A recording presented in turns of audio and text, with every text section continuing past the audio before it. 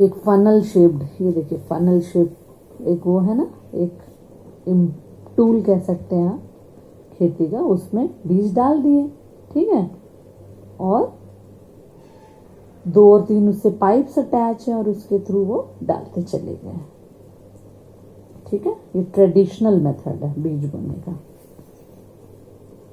उसके बाद आया, अब आजकल नए ज़माने की मशीन आ गई सीड ड्रिल, देखिए आप देख सकते हैं, ठीक है। ये ट्रैक्टर्स की मदद, ट्रैक्टर में इसको लगा दिया जाता है, अपने आप अलग अलग दूरी पे वो करता चला जाता है सीड्स को, और बाद में मिट्टी से उनको ढक भी देता है, ठीक है। पौधों के सीड्स के बीच में प्रॉपर दूरी नहीं होगी तो भी सीड्स अच्छे से नहीं उग पाएंगे। उसके बाद बारी आती है मैन्योर और फर्टिलाइजर्स डालेंगे। मैन्योर यानी खाद और फर्टिलाइजर्स डाले जाते हैं, ठीक है। जिससे कि क्यों डाले जाते हैं मैन्योर और फर्टिलाइजर, क्या होते हैं वो सब्सटेंस, ये जो डेफिनेशन बीच में बोल्ड लेटर्स में है ये आपको याद करनी पड़ेगी। मैं आपको हिंदी इंग्लिश दोनों में बता दे रही हूँ, बाकी आपको जिसको जिसमें लिखना हो वो लिख लेगा। वो सब्सटेंस जो कि मिट्टी में हम डालते हैं जिससे कि प्लांट्स को न्यूट्रिएंट्स मिले और वो हेल्दी हों, उनको हम कहते हैं मैन्योर एंड फर्टिलाइजर्स, ठीक है।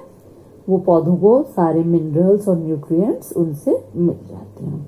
अगर प्रॉपर खाद नहीं डालोगे तो हमारे प्लांट्स बहुत ही वीक होंगे, ठीक है। तो पौधे, जो सड़े गले पौधे या एनिमल वेस्ट को फार्मर्स क्या करते हैं, गड्ढों में दबा देते हैं, वो डिकम्पोज हो जाते हैं, सड़ जाते हैं काफ़ी समय बाद, फिर उसको किसान ऑर्गेनिक मैन्योर की तरह यूज करते हैं, ठीक है। ये आप पहले ही क्लास 6 में पढ़ चुके हैं, जिसको वर्मी कंपोस्टिंग कहते हैं, ठीक है। ओके ओके स्टूडेंट्स, किसी को कुछ पूछना हो तो वो बाद में मैसेज कर सकता है। ये तो मैन्योर हुआ जो कि पौधों और मरे हुए जानवरों के अवशेषों से बनता है। कुछ होते हैं केमिकल सब्सटेंसेस जो कि हम पौधों में डालते हैं, ठीक है, वो फर्टिलाइजर्स कहलाते हैं, जैसे कि urea, ammonium sulphate, super phosphate, potash, NPK, ये कुछ नाम, इनको आप याद कर लीजिएगा, कुछ फर्टिलाइजर्स के नाम, ठीक है। फर्टिलाइजर्स भी हमें बहुत थोड़ी मात्रा में डालने चाहिए। अगर हम ये बहुत ज़्यादा डालेंगे तो भी हमारे पौधे खराब हो जाएंगे, ठीक है। ये तो हुआ फर्टिलाइजर्स और मैन्योर डाल। उसके अलावा हमें एक ही पौधे को, एक ही क्रॉप को बार बार नहीं लगाना चाहिए, ठीक है। अगर हमें अपने मिट्टी के उपजाऊपन को बनाए रखना है तो हमें अलग अलग तरह की क्रॉप्स को बार बार बदल बदल के लगाना चाहिए। जैसे एक कभी गेहूं बो दिया, कभी चना बो दिया, कभी चावल बो दिया, अलग अलग तरह के, ठीक है।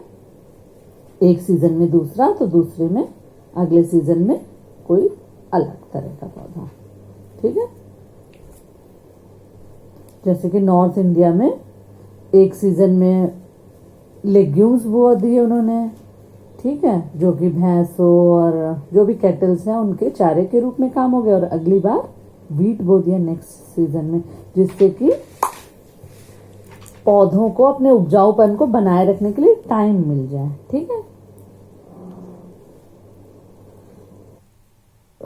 अगली पिछली क्लासेस में आप पहले ही पढ़ चुके हैं, जो लेग्यूमिनस प्लांट्स हैं उनके रूट्स में क्या होता है, एक राइजोबियम बैक्टीरिया होता है, ठीक है। वो एटमॉस्फेरिक ऑक्सीजन को फिक्स करता है, ठीक है।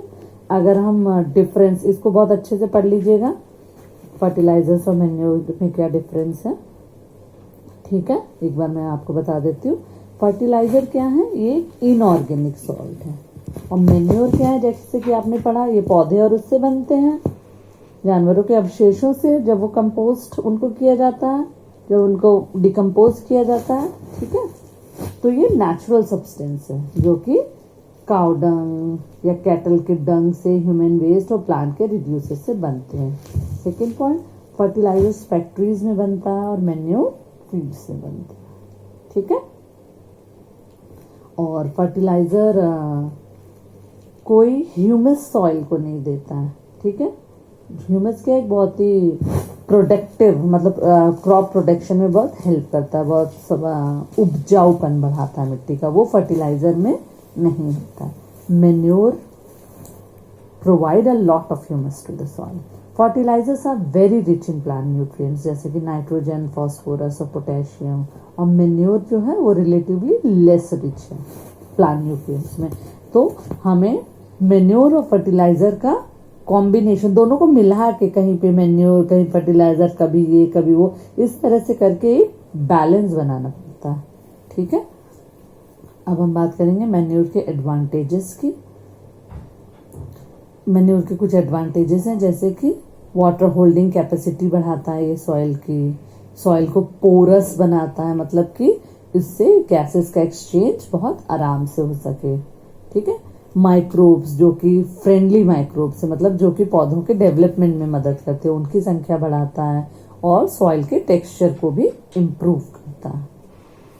ठीक है, अब हम बात करेंगे इरिगेशन। इरिगेशन मतलब सिंचाई, पौधों की सिंचाई, उसको इरिगेशन कहा जाता है। अगर उसकी डेफिनेशन की बात करें तो the supply of water to crops at different intervals is called irrigation. हमारी फसलों को थोड़े थोड़े समय पे जो हम पानी डालते हैं उसमें, उसी को सिंचाई कहते हैं। ठीक है, जैसे कि गर्मियों में ज्यादा जरूरत पड़ती है पानी की, ठीक है,